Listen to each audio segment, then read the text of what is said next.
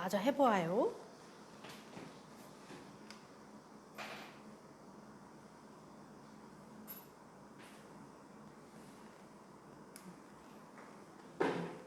그래서 이제 뭘 할 거냐면 본격적으로 빅뱅 우주론이 무엇인가에 대해서 한번 얘기를 해볼게요.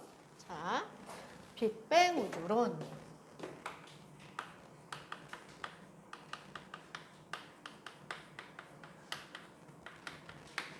오늘들 얘기하죠. 뭐 고온의 초고온의 초고밀도의 한 점에서 펑 했대요. 그죠? 초고온의 초고밀도의 한 점이 그 에너지를 견디지 못하고 빅뱅 했어요. 그러고 나서부터 이제 뭐 하기 시작을 했다? 팽창하기 시작을 했습니다.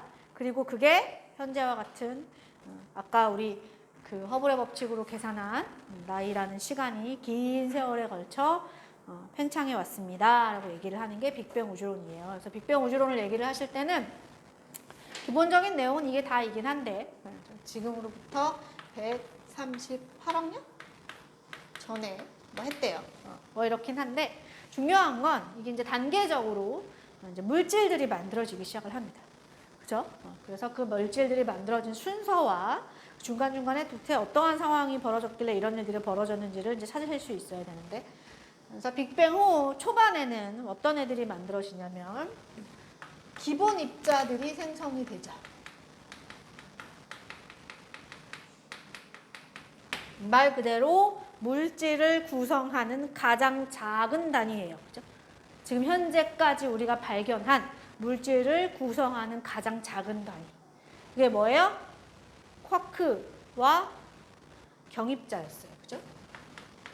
오늘 왜 처음 듣는 것처럼 그래요? 우리 이거 언제 해요? 네, 통합과학 시간에 분명히 하셨어요? 쿼크가 뭐 업쿼크, 다운쿼크, 꼭대기, 바닥, 맵시, 야르탄 이렇게 막 잔뜩 있잖아. 그 다음에 경입자도 전자도 있고 뮤온도 있고 중성미자도 있고 뭐 타우도 있고 뭐 많아요. 근데 이제 그 중에 우리가 교과 과정 중에 나오는 친구는 누군 거야? 전자인 거예요. 전자. 대표적으로 전자 생각해 주시면 되고 쿼크는 대표적으로 다 아시면 좋지만 적어도 업쿼크랑 다운쿼크는 반드시 아셔야 돼요. 그죠? 뭐 어쨌거나 이런 친구들이 빅뱅 초반에 이제 만들어졌어요. 그러고 나서 조금 있다가 이제 뭐가 만들어져요? 쿼크 간의 결합으로 양성자와 중성자가 생깁니다.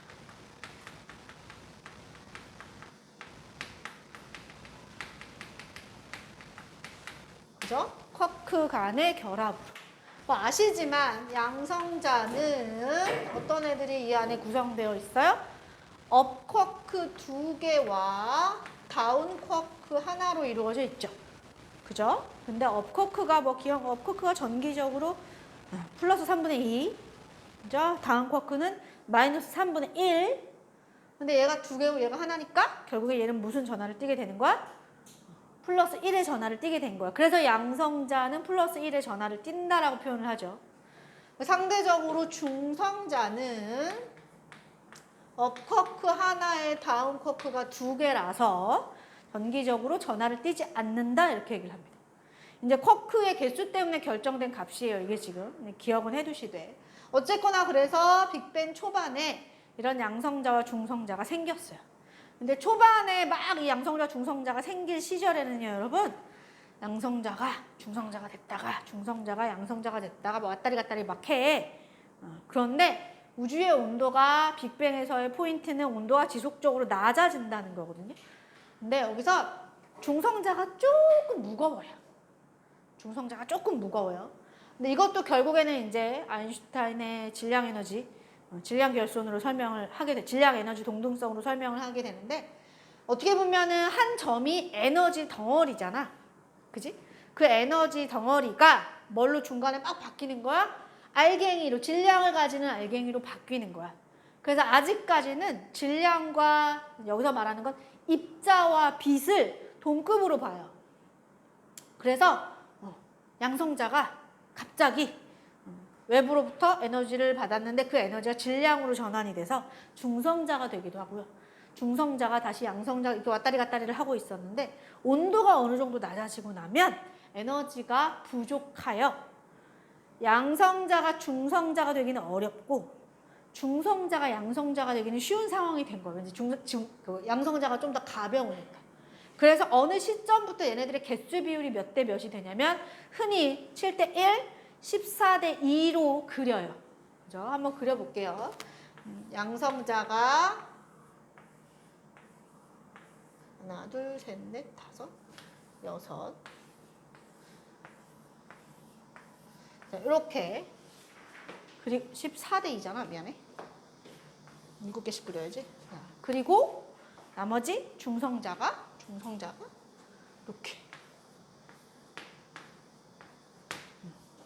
비율이에요, 여러분. 비율.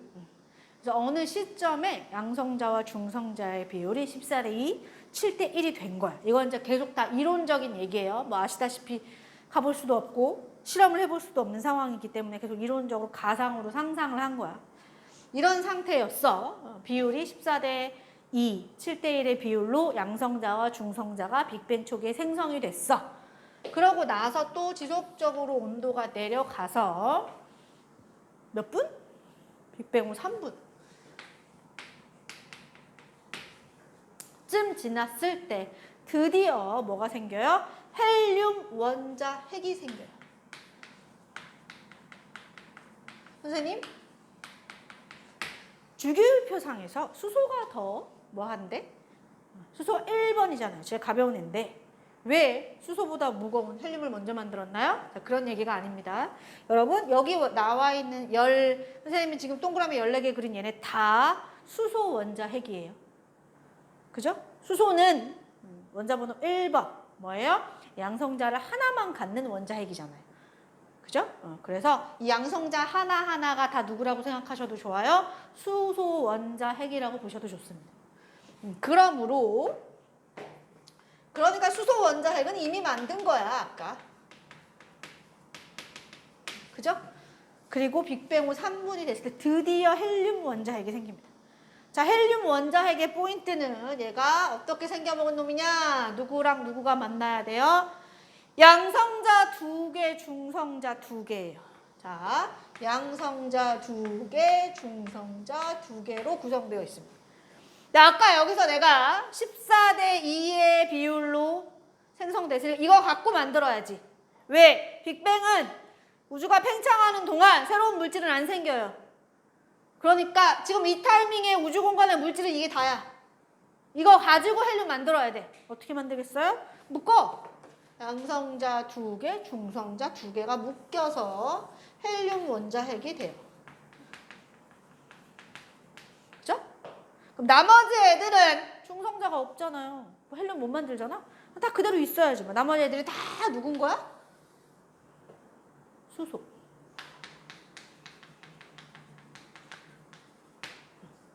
그래서 결국 수소 몇 개? 12개. 헬륨 몇 개? 1개를 만든 거야. 이건 비율이겠죠? 자, 빅뱅 우주론에 따르면 그래서 빅뱅 후 3분이 됐을 때 헬륨이 생성이 되면서 결국 이 우주 공간에는 수소와 헬륨의 개수비는 몇 대면? 12대 1. 그죠? 12개 1개. 근데 질량비는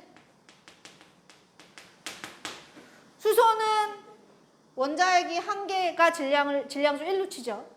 헬륨은 양성자 2개, 중성자 2개니까 질량수 4로 쳐요. 그러니까 약 1대 4. 근데 그걸 12대 1로 갖고 있으니까 몇 대 몇? 12대 4. 그래서 3대 1. 그래서 우주의 빅뱅 후 3분인 타이밍에 수소와 헬륨의 질량비가 몇 대 몇으로 형성됐어요? 3대 1로 형성됐어요. 이거 자, 지금 다 계속 이론적인 얘기예요. 그죠?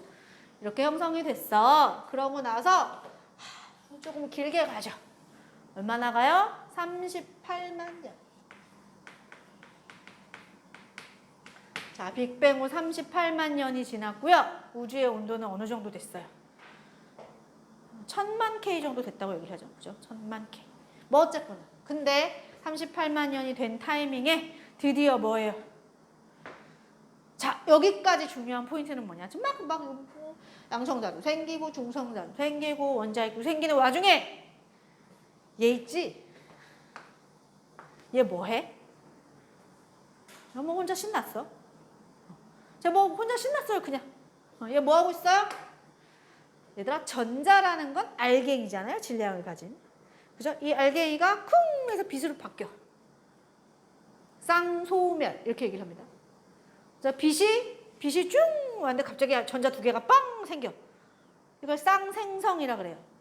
그러니까 뭔 얘기냐면 요 38만 년 이전의 우주는 저 전자들이 우주 공간에 막 퍼져 있는 그 빛 에너지들과 계속 상호작용을 하면서 놀고 계시는 거예요. 간단히 말해 놀고 계셨어요. 그런데 38만 년에 우주의 온도가 충분히 떨어져서 저 전자들이 이제 우주의 그 온도로부터 얻을 수 있는 에너지가 한정되다 보니까 운동성이 떨어지기 시작을 해요. 운동성이 떨어지기 시작을 합니다. 근데 원래 이 3분 타이밍에 원자핵이 생기던 그 순간부터 원자핵은 플러스고 전자는 마이너스를 띠니까 전기력이 작용을 하고 있었어요. 그런데 그 전기력보다 뭐가 더 강했어? 전자 자신이 가진 운동성이 더 커서 붙잡히지 않고 얘네가 자유롭게 돌아치고 있었단 말이야, 우주 공간. 근데 38만 년에 우주의 온도가 떨어지는 바람에 어떻게 됐냐? 전자들이 드디어 원자핵에게 잡혀요. 그래서 우리는 이걸 뭐라고 표현해요? 원자 형성이라고 표현을 하죠. 원자핵에게 전자가 속박돼요. 그죠? 잡히는 거야. 왜? 이제 우주의 온도가 충분히 떨어졌어요. 그죠? 그래서 요 타이밍이 왜 중요하냐? 이 원자 형성, 요때 생기는 원자가 누구랑 누구 가서 수소랑 헬륨이지 뭘. 만든 건 수소 원자핵이랑 헬륨 원자핵밖에 없는데, 그지? 그래서 이 원자가 생성되는 타이밍부터 우주가 완전히 다른 모습이 돼요. 어떤 모습이 되냐? 요 전의 우주는 아까 말한 것처럼 전자가 뿅 하면 빛이 돼. 빛이 뿅 만나면 전자가 돼. 그러니까 뭔 얘기야? 에너지인 빛과 알갱이, 물질인 전자가 서로 구분이 안 되는 상황이었어요. 변신을 막 하고 있으니까. 그래서 이 상태의 우주를 우리가 흔히 뭐라고 해요? 불투명한 우주, 플라즈마 상태의 우주, 뭐 이렇게 얘기를 해요. 그러니까 그 안에서는 뭔 일이 벌어지는지 모르겠지만 만약에 이전의 우주를 우리가 관측을 해 볼 수 있다면 우주가 어떻게 보일 거란 얘기야? 그냥 빛덩어리처럼 보이는 거야. 빛덩어리, 형광등처럼 덩어리로 보이는 거야. 저 안에서는 아마 전자가 빛이 됐다가 빛이 전자가 막 미친 듯이 하고 있겠지? 근데 그게 완전히 분리가 안 되니까 그냥 어떤 덩어리처럼, 불투명한 덩어리처럼 보인다. 그래서 38만 년 이전의 우주는, 원자 형성 이전의 우주는 불투명한 우주야. 플라즈마 상태의 우주야.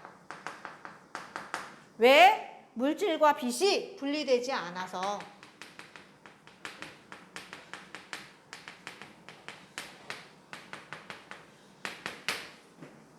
그런데 38만 년에 드디어 전자가 누구에게 잡혔어요? 원자에게 잡혔어요. 그럼 이 전자는 이제 더 이상 빛과 상호작용을 할 수 없게 됐어요. 그죠? 그래서 어떻게 되냐? 여기서 뭐라고 표현해요? 드디어 물질과 빛이 분리되었다라고 표현을 합니다. 나는 물질, 전자, 너는 빛, 우린 다른 거. 이렇게 분리가 된 거야. 그때 우주는요, 그래서 어떤 모습이 되냐면 이게 분리가 돼버리잖아요? 그러면 전자는 원자핵에게 속박이 되었고 빛은 더 이상 나랑 상호작용할 전자가 없으니 뭐한다? 우주 공간을 샥 뻗어나가요. 이 형광등에서 빛이 나왔어요. 그 빛이 이 공간을 퍼져 나갔더니 이 공간이 어떤 모습이 되었어요? 형광등은 불투명인데 여긴 투명이 됐죠. 자, 이렇게 생각하시면 돼요. 그래서 투명한 우주가 되어버렸어요.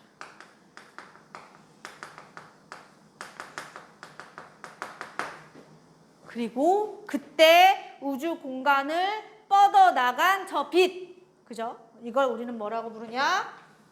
우주의 배경에 존재하는 복사파야 라는 의미로 우주 배경 복사라고 합니다.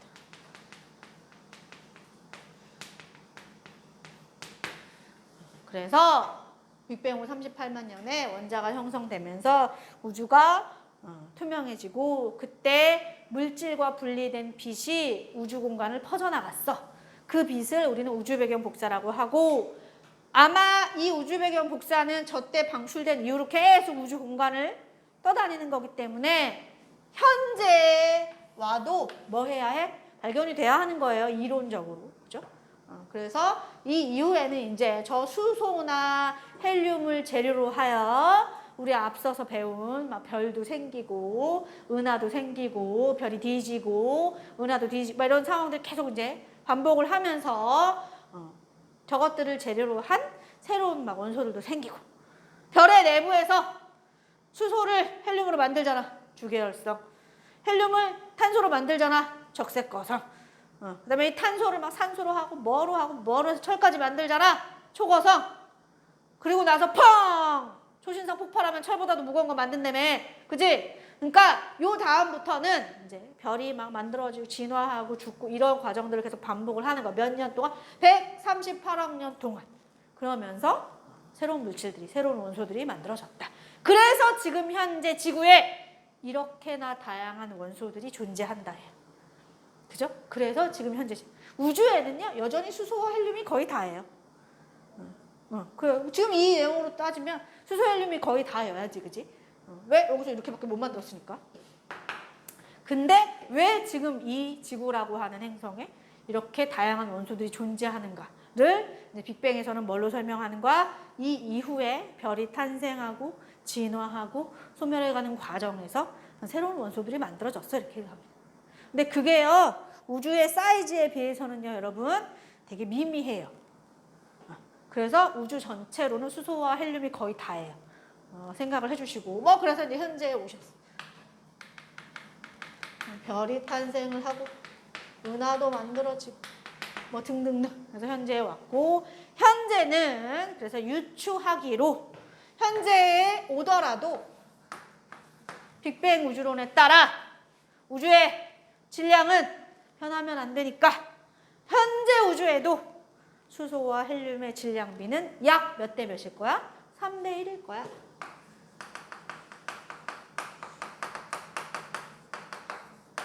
질량비라고 써야 되잖아. 3대 1일 거야. 그리고 아까 38만 년에 투명한 우주가 되면서 뻗어나온 우주 배경 복사가 이제 우주의 크기가 커지고 온도가 내려갔으니까 그 온도가 내려간 만큼 파장이 길어져 어쨌거나 관측이 될 거야.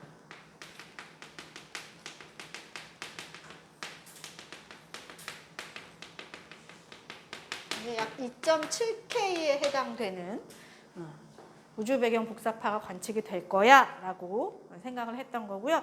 근데 세월이 흘러 실제로 이게 다 발견이 되고 증명이 되는 거지. 그래서 요거는 별거 없어요. 별빛 스펙트럼 분석하신 거고요. 그죠? 별로부터 은하로부터 오는 별빛을 스펙트럼 분석을 해서 거기에 수소와 헬륨이라는 원소가 얼마나 들었나 했더니 실제로 3대 1이야. 그지? 그리고 요거는 뭐 한 거야? 아까 얘기했잖아. 펜지어스 윌슨이라는 사람이 요거는 별빛 스펙트럼 분석을 해서 찾아냈습니다. 현재도 그렇게 존재한다는 거. 그 다음에 우주 배경 복사파의 관측은 누가 최초로 했냐? 펜지어스 윌슨이 했어요. 이라는 사람이 발견을 했어요. 두 사람이에요. 그죠? 발견을 했고 그 이후에는 이제 인공위성 같은 걸 만들기 시작을 했잖아. 인공위성을 쏴가지고 인공위성에서 이제 이 2.7K에 해당하는 전자기파를 막 감지를 했더니 우주의 모든 방향에서 관측이 되더라. 아, 그래, 맞네. 이렇게 된 거예요. 그리고 막 우리 교재에는 퀘이사 얘기도 나오는데, 자, 넘어가도 좋아요. 여기까지를 정확하게 이해를 해주시면 됩니다. 됐나요? 그러고 나면 이제 궁금한 게 뭐가 나와야 되냐면, 여기까지는 과거로부터 현재까지의 우주잖아. 그지?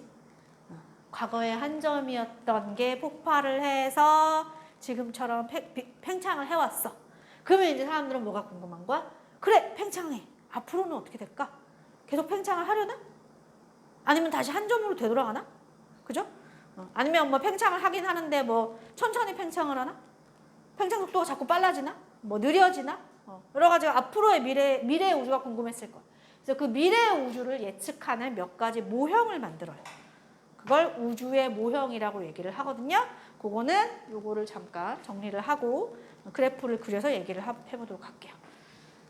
쓸 거예요? 아무도 안 쓰더라. 자, 왜지? 빨리 잘 정리를 해봐요, 여러분.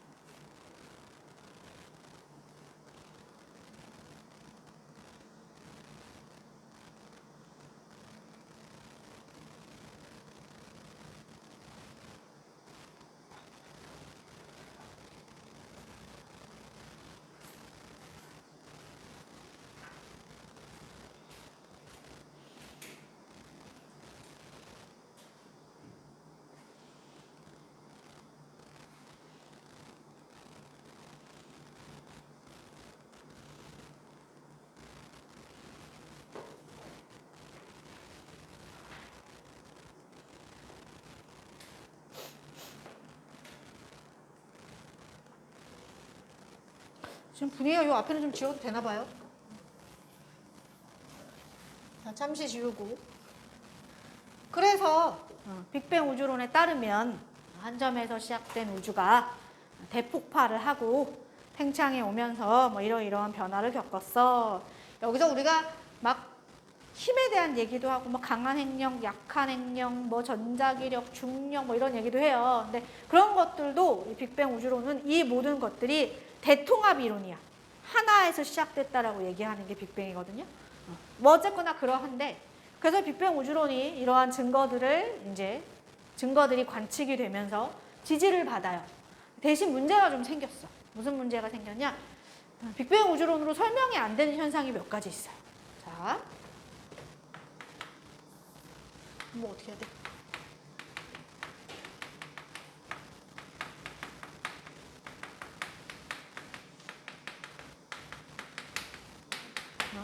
빅뱅 우주론으로 설명이 안 되는 거 1번. 자기 단극자. 아까 선생님이 자기 단극자라고 하면 말 자체가 좀 너무 생소하니까 간단히 얘기하면 우리가 흔히 자석이요. N극과 S극이 항상 같이 있다라고 배우죠. 그죠? NS 자석을 내가 샀는데 빨간색이 N이고 파란색이 S라서 이걸 자르면 N만 남나? 아니잖아요. 그죠? 근데 초기에 우주가 막 탄생했을 시점에는 말 그대로 N극만 있는 물질이 존재했다예요. 그걸 우리가 자기 단극자라고 불러요. 무슨 말인지 1도 모르겠죠? 그런가 보다 하셔도 돼요. 자기 단극자라는 게 빅뱅 초기에 있었어. 근데 우리가 빅뱅 우주론에 따르면 그렇게 초반에 만들어진 이 물질이 빅뱅에서 우주가 팽창한다고 하여 없어지거나, 그죠? 다른 물질로 막 변신을 하거나 그러지 않는다라고 지금 얘기를 하는 거잖아요. 그죠? 별의 뭔가 진화 과정에서 원소들이 생기는 거 말고. 그래서 자기 단극자가 현재 우주에서도 이 우주 배경 복사가 관측이 되는 것처럼 현재 우주 공간이 제가 관측이 돼야지 맞아요. 빅뱅 우주론에 따르면. 근데 관측이 안 돼. 관측이 안 돼요. 관측이 돼야 하는데 안 되는 거야. 그런 문제가 하나 있고. 그 다음에 2번째는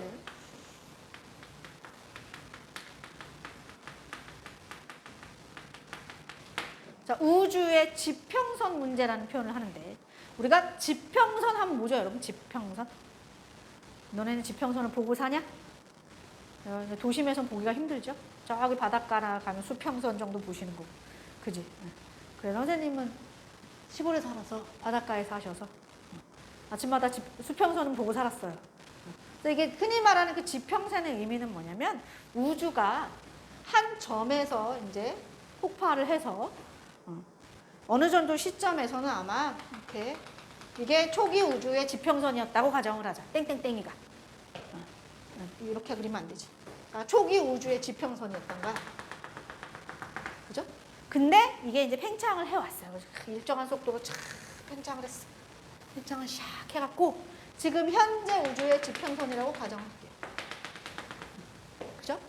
현재 우주의 지평선. 그러면 아까 만약에 요 타이밍에서 우리가 아까 저기 우주 배경 복사가 방출됐다라고 가정을 한다면 그게 이제 쭉 이렇게 부피가 커지면서 우주 배경 복사파의 파장이 이제 길어지고 뭐 온도가 내려가고 뭐 이런 얘기를 하는 거잖아요. 근데 여기서 포인트는 뭐냐면 빅뱅 우주론에 따르면 이 지평선 가장 끝은 빛의 속도로 팽창해 왔어요. 그죠? 그래서 다시 말하면 내가 여기 정 가운데 있다고 가정을 하면 지금 이 지평선 끝에서 출발한 빛은 나한테 오는데 몇 년이 걸려요? 138억 년이 걸려요. 그죠? 그 얘기는 요 끝에서 출발한 빛하고 요 끝에서 출발한 빛은 서로 상호작용할 수 있어요? 없어요? 여기 상호작용의 의미는 뭐냐면 얘들아 여기서 출발한 애가 저기서 갔다가 일로 왔다가 일로 갔다가 일로 왔다가 이걸 할 수 있냐고 묻는 거야. 자, 못해요. 이론적으로. 그죠? 못해요.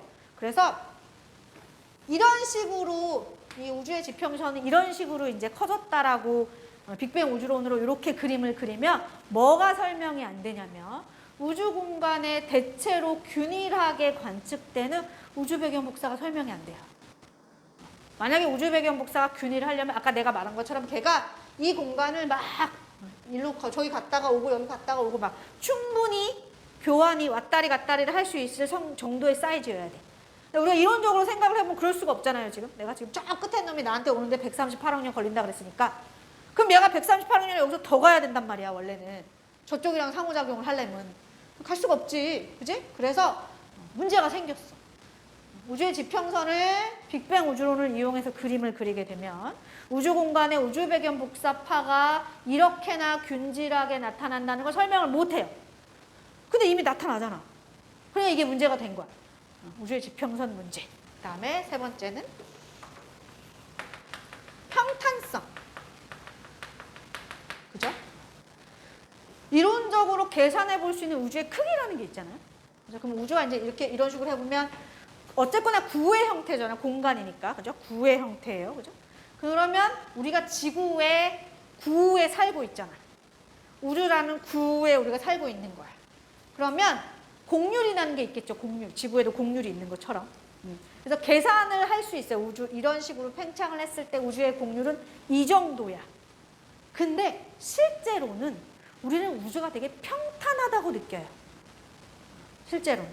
그래서 이게 안 맞아. 이론적으로는 곡률이 있다라고 느껴야 되는데 실제로는 아니 되게 평탄하다고 생각을 평탄 우주라고 인식을 한단 말이야. 이것도 문제가 됐어요. 그래서 빅뱅 우주론으로 설명이 안 되는 몇 가지 현상이 등장해요.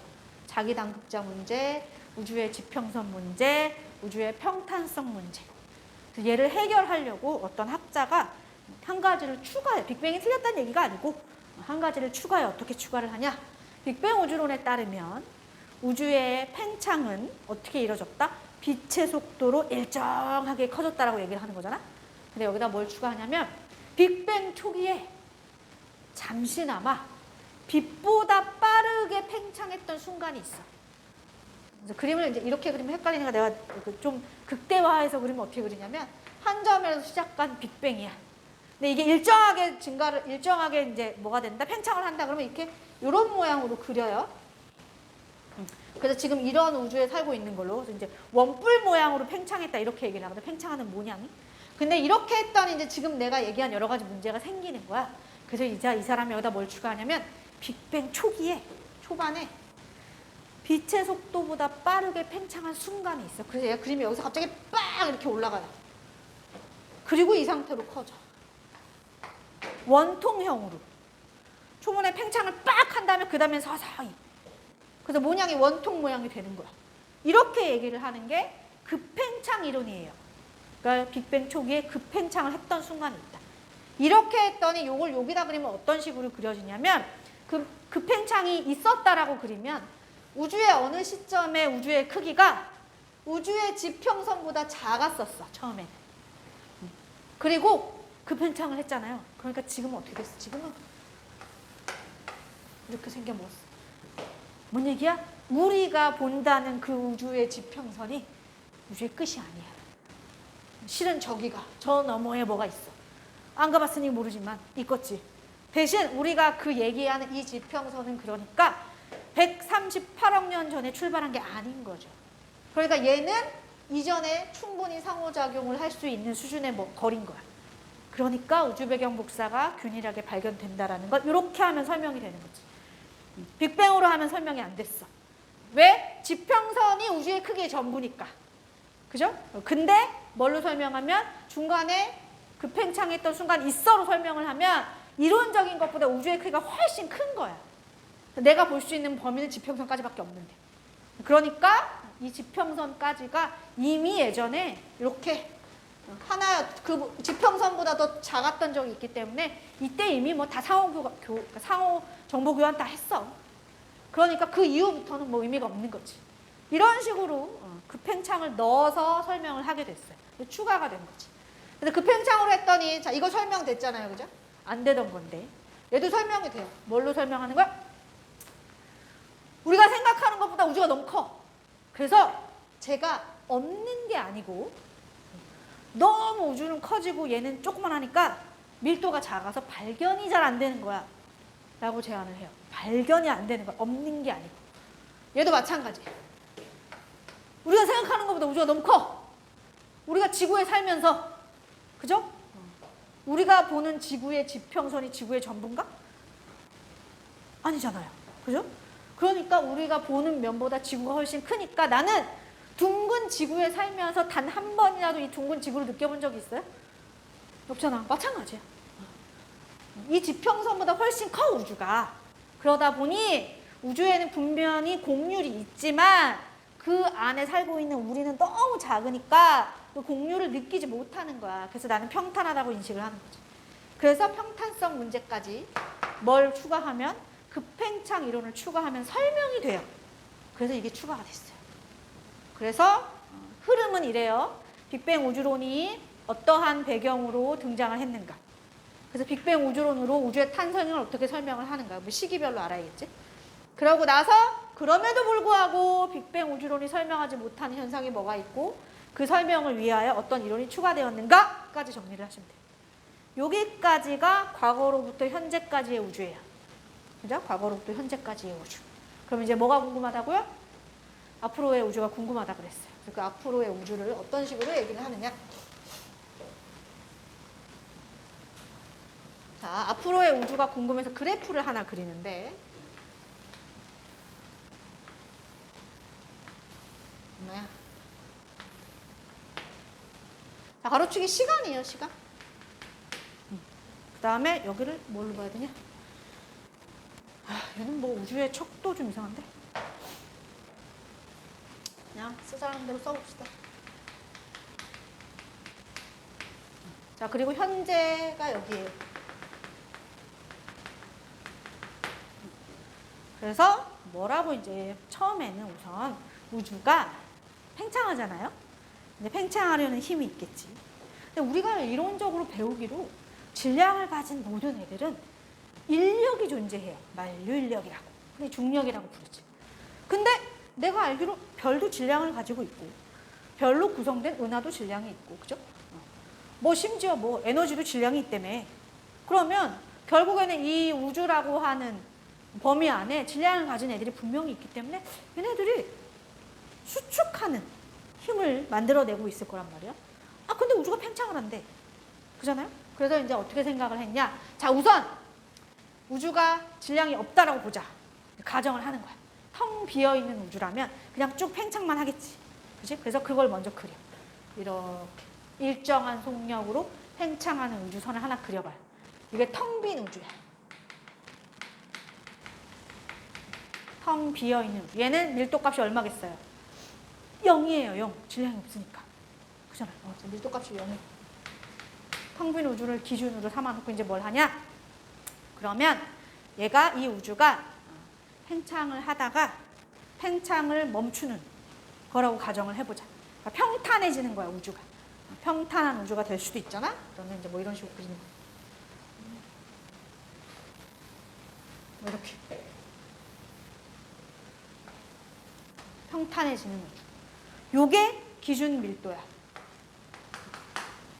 이걸 임계 밀도라고 해요. 우주의 밀도가 1이라고 가정을 하면 우주는 어느 순간 뭐 하게 될 거야? 평탄해지겠지. 임계 밀도와 우주의 밀도가 같다면. 우선 기본적으로 우주가 밀도는 0은 아니에요. 텅 빈 우주는 아니니까. 밀도가 분명히 있을 거란 말이야. 근데 그 밀도 값이 평탄해진다라고 가정했을 때 값과 같다면 1에 수렴을 하면 뭐 한다? 우주는 앞으로 뭐 할 거야? 결국 평탄해질 거야. 더 이상 팽창하지 않고 멈춘다는 얘기죠. 그리고 두 번째, 만약에 밀도, 우주의 밀도가 아까 여기서 얘기하는 임계 밀도보다 작아요. 밀도가 작다라는 건 결국 이 중력으로 안쪽으로 팽창을 방해하는 쪽이 이제 줄어든다는 얘기잖아요. 그러니까 팽창을 하긴 하는 거지. 어떻게? 다만 이 중력의 효과 때문에 팽창 속도는 좀 느려질 수 있어. 하지만 분명히 팽창을 해. 이게 뭐예요? 이게 열린 우주예요. 열린 우주. 팽창을 해. 근데 다만 속도가 조금씩 느려지는 거죠. 팽창하는 속도가. 자, 이게 열린 우주. 그리고 우주의 밀도가 1보다 크면 그러면 이제 뭐의 영향이 더 강해지는 거야? 이게 더 강해지는 거야.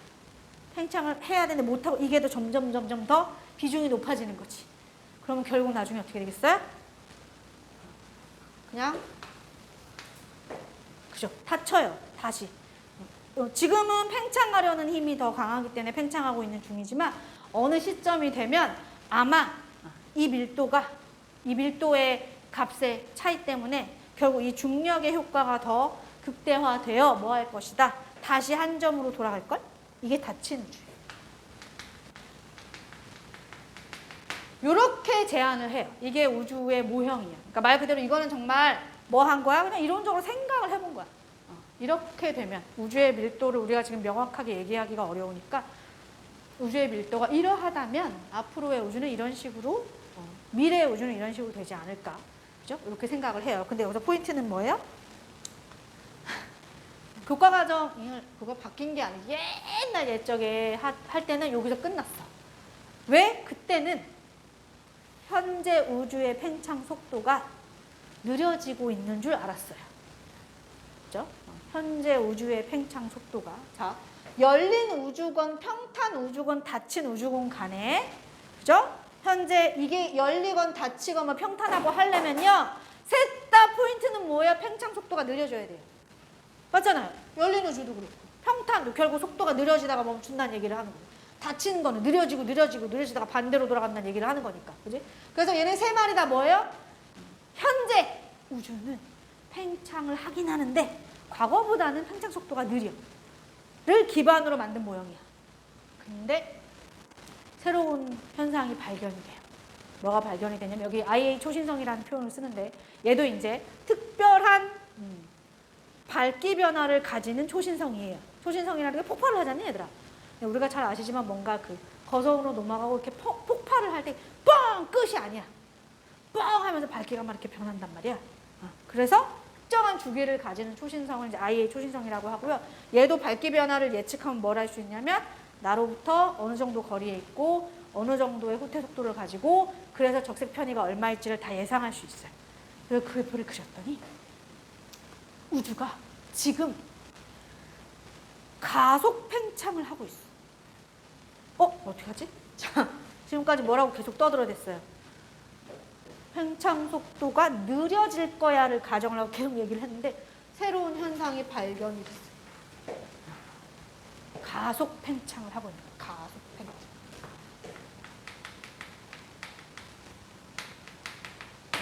이런 젠장. 그렇잖아요? 그래서 여기서 이제 이 다음에 할 거예요. 그래서 뭐가 등장을 하냐면 우리가 일반적으로